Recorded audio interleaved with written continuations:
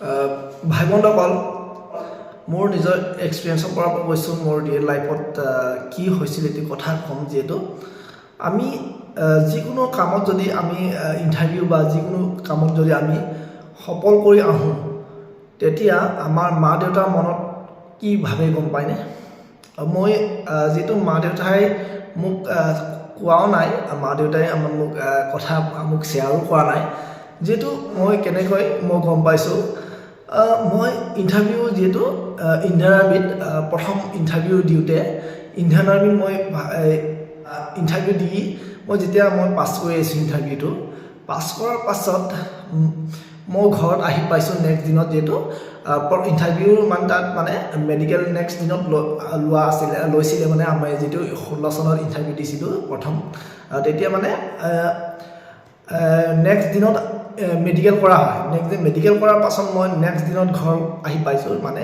দুদিনৰ পাছত ঘৰ আহি পাইছোঁ তেতিয়া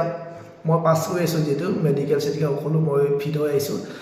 তাৰপিছত ৰিটেনটো বাকী আছে তাৰপৰা ঘৰত আহি পাওঁতে মা দেউতাই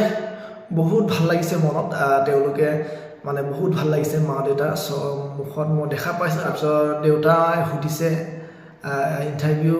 শুনা পাইছোঁ বাৰু ভাল হৈছে তাৰপিছত কিমানজন মানুহ আহিছে বুলি কৈছে মোৰ দেউতা বহুত মানুহ আহিছে তাৰপিছত গ্ৰুপত 200-300জন মান দিয়ে তাৰপিছত 7জনকৈ তেনেকৈ গ্ৰুপত ৰখাই এনেকৈ কৈছোঁ তাৰপিছত তুমি কেই নম্বৰ সোমাইছিলা মই প্ৰথমতে সোমাইছিলোঁ বুলি কৈছিলোঁ তাৰপিছত কৈছে কাৰণে ঠিক আছে ভালেই হৈছে বুলি কৈছে